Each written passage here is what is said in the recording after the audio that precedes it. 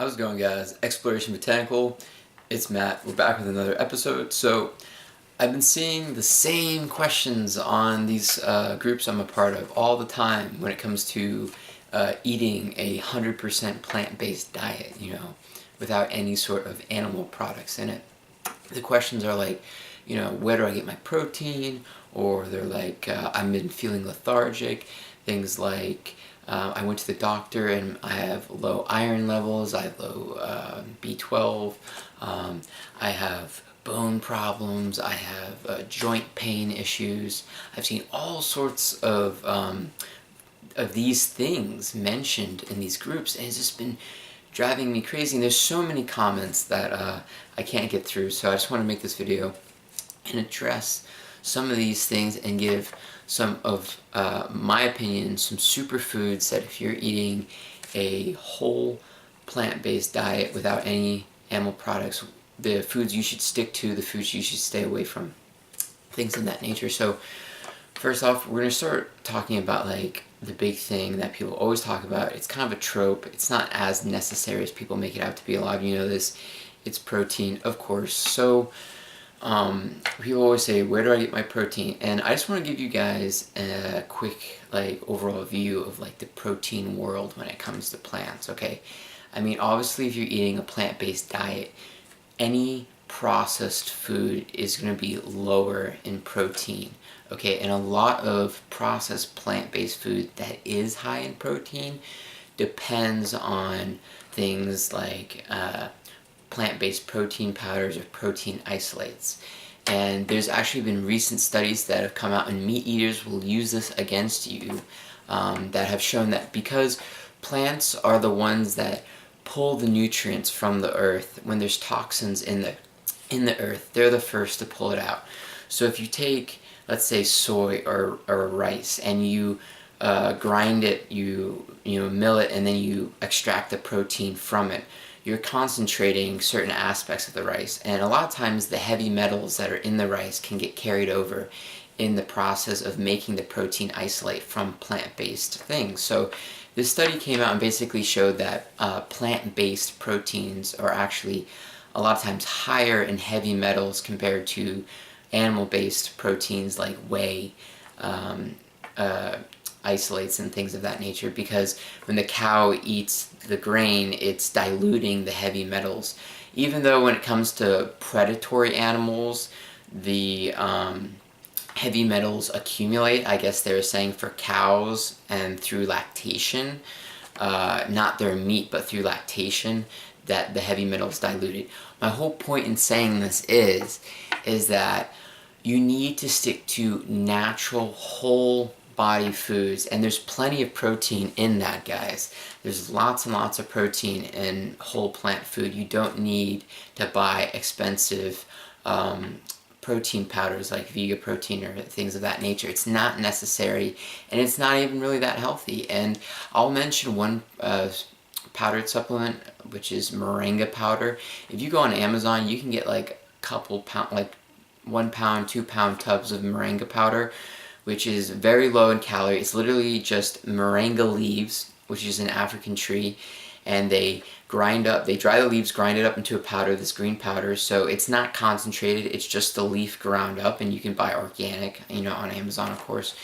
And it's extremely high in phytonutrients, minerals, vitamins, very high in protein. It's only like 10 calories per serving, and then it has like 2 grams of protein. So when you actually, I can't remember the exact calorie ratios, but when I was comparing it, it was pretty much similar to chicken.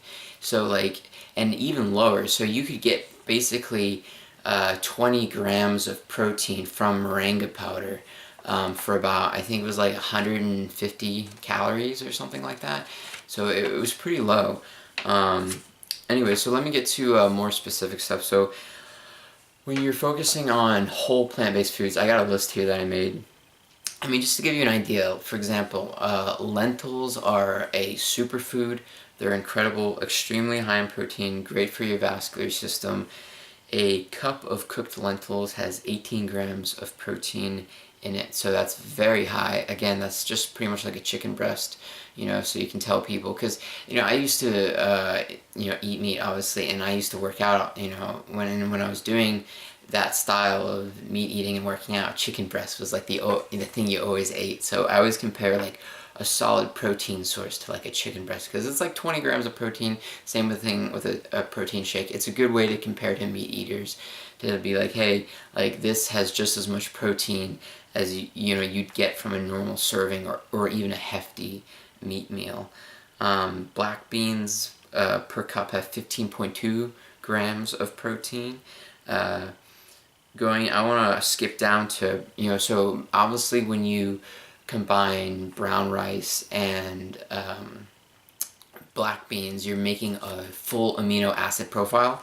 So, you know, brown rice also has 5 grams of protein per cup. So their beans are obviously much higher in protein, but they're an awesome combo. I mean, I know it's cliche, but like this is stuff that like is valuable old school knowledge that like, hey man, I buy like 72 cents cans of beans, like 20 at a time, and you know I make some dried, you know, rice with it, and you know it's just super cheap, really great nutritionally. Now, like, let's say you're saying, oh, like, what do I add in, like, veggie-wise or side-wise, or just, like, you know, to add in protein but also flavor in bulk? Mushrooms. Mushrooms are fantastic. They have an awesome texture. They also have B vitamins. They have minerals. Cooked mushrooms also per cup have 3.4 grams of protein. So not super high, but decently high. They're solid. You know what I mean? You know, they're not like tomatoes. I'm not hating on tomatoes, but it's like, you know, if you add tomatoes in as a filler, that's not much protein. So adding in, you know, a cup of mushrooms, a cup of beans, a cup of lentils, you know, all added in, or you know, or some rice, you know, it really creates you a powerhouse of amino acid profile and a solid source of protein, lots of iron, you know, everything you need for vitality and vigor. You know what I mean? So. Also, don't eat like processed wheat, like bleached wheat flour. Eat whole wheat. You know, I've been doing this for years, even when I wasn't 100% plant-based and I was still eating animal products. I was eating whole wheat pasta, and that gives you 10 grams of protein per cup. So it's very high in protein, and it's very high in, it's also high in iron, it's also high in fiber. So again, like, and I keep saying iron because this is one for, you know, women that's very important, also for men, and just really like also like compared to like zinc or magnesium, you know, these are things that are important for vitality, you know, and vigor. You know, also like for example, again, oats. Oats have let's see here, per half cup oats have 6 grams of protein. So again, so you know, I know a lot of people that don't eat cereal. They like are, you know, oatmeal, you know, addicts, and that's their thing, because you know oats also have heart protection. You know, they're high in not only undigestible fiber but soluble fiber, and the difference is that there's bacteria in your gut biome that can actually process fiber. So getting healthy fiber that is like soluble and not just undigestible fiber is important for your gut flora, so they can feed on that different types of fiber. So something I want to mention is seaweed. So seaweed is not super high in protein, but it is high in micronutrients that I think are very important, like iodine. You know, I've been watching some debates between like vegans and meat eaters, and there's all this talk about like iodine, for example, and not only that, but people talk about, oh, don't eat greens or soy milk because, for example, soy milk can lower your absorption of iodine, and so can leafy greens, or supposedly, but this is in very high amounts, like if you were eating like a pure leafy green diet with no intake of iodine. But my point is that adding in seaweed is a beast, because here's the point they were making. Seaweed, it has iodine in, like I said, but the point that they were making, the vegan guy was making, Vegan Gains, if you know him on YouTube, he was making the point that usually people only get iodine in their diet from table salt and milk. And the reason you get it from milk is because they clean the vats that they store milk in with a iodine-based cleaner, because iodine is naturally non-toxic in low amounts, as it's also a mineral. So basically this ends up in the milk, and there's a natural, or not natural, but a supplemented amount of iodine in the milk. Also they add it to table salt. So that's and you only need micro amounts of it for your thyroid. So that's the normal way people get iodine. But seaweed is also a healthy, natural way of getting it, and it's plant-based. So do not be fooled into thinking that there's only unnatural man-made ways and animal-based ways of getting it. There's plenty of natural ways to get iodine, and seaweed is one of them. So add that into your diet. Going to soy, we just talked about soy. Soy, I love soy. There's nothing wrong with soy. If you're an adult man, there is no danger in consuming a healthy amount of soy in your diet. The phytoestrogens that are in it are not bioactive like mammalian estrogen that comes from milk. Milk estrogen that is naturally in milk is much more bioavailable and much more active in your body than the phytoestrogens that come from plants like soy. So soy phytoestrogens, although have been shown to be anti-prostate cancer, anti-breast cancer, and pro-tissue health, so they are healthy, and they're not gonna be a risk of developing something like gynecomastia, which is something very highly genetically predisposed. So if you have that problem, it is most likely genetics, and there's nothing to be ashamed about. There's simple fixes for it.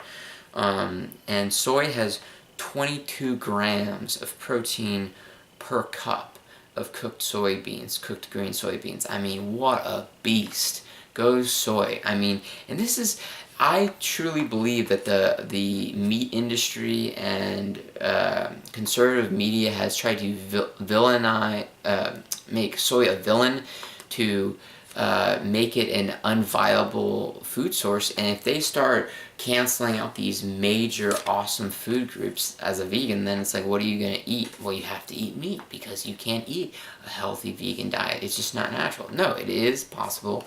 Soy is perfectly healthy. There's nothing wrong with it. Let's see if there's anything else I missed on here. Next slide. Okay, so going to leafy greens real quick. So again, leafy greens, for example, I want, and this is not just talking about protein, but I'm trying to add in like superfoods in general. Kale is super important, or carnivorous leafy greens in general are super important because they are high in vitamins and minerals and flavonoids and phytochemicals that are so healthy for you. Chlorophyll, which is anti-cancerous and is antioxidant, and just and also what you don't realize is kale, believe it or not, is a complete protein. If you go to chronometer.com, which is a site where you can put in what you eat and it will tell you the micronutrient breakup, the protein breakup. If you put in kale and you put in 2 FDA servings of kale, you're actually receiving a hit of every single amino acid needed. Not only that, but it has 200% of your vitamin A, 200% of your daily vitamin C, and this is only for 100 grams of kale I'm reading right now. So 100 grams of uncooked kale, 50 calories worth. You're getting 4.5 grams of protein, like I said, on the vitamin A and C. You're both getting 200% for those. You're getting 15% of your daily calcium, 15% of your daily vitamin B6, which is, B vitamins are talked about in the debate between plant-based and animal-based diets. 11% of your magnesium, very important trace mineral, and I smudged it out here, 11% of your iron. So kale is high in many of your, I believe it's also high in copper and things like that. Again, if you go to Chronometer and put in kale, it'll give you the exact breakdown of all the minerals and vitamins. But this is just an example of dark leafy greens. Any dark leafy green is going to be excellent, and it's micronutrient breakdown. So just make baked leafy greens, stir-fried leafy greens, raw leafy greens. Get a whole array of these things in your diet. Probably the last thing I'm going to end it on, again, for example, is this has to do with soy, but tofu. Tofu is a great product. It's a simplified version of meat substitutes. A lot of times it's going to be cheaper, higher in protein than these meat substitutes, lower in fat. A lot of times vegans eat way too much fat. You don't want to eat too much fat. Eat healthy and the right types amount of fat, but you don't want to eat too much. But tofu has 10 grams of protein, so it would be 10 grams of protein per half cup, so 20 grams per cup of protein. Absolutely incredible. And that's going to have 36% of your daily iron. I mean, absolute beast mode there, guys. I mean, if you're someone who needs your daily iron intake, eat some soy and add some citrus in there. Some citrus will help your uptake of iron from plant-based sources. It's also providing you 5% of your B6 and 45% of your daily calcium. I mean, it is absolutely ridiculous, guys. Tofu is an absolute powerhouse food. That's why it has been a staple food in Asia for thousands of years.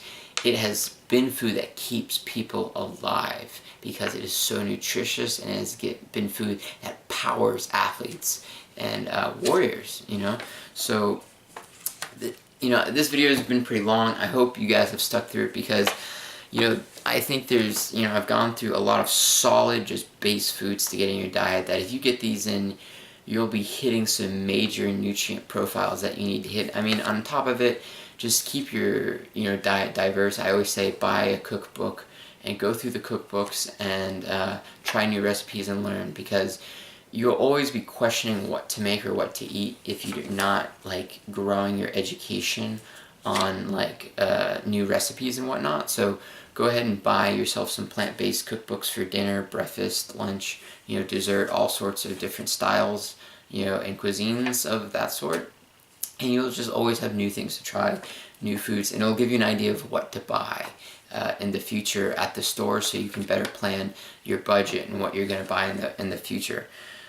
So yeah, this has been Matt, guys. I hope you've appreciated this video. I hope you've learned some stuff and all these questions that come about, protein and deficiencies and where people should get stuff. I hope this has helped. I'm going to make more videos about specific nutrients and specific foods. So yeah, my name's Matt, Exploration Botanical, another episode of exploring the world of botanicals and the benefits. So I hope you've enjoyed.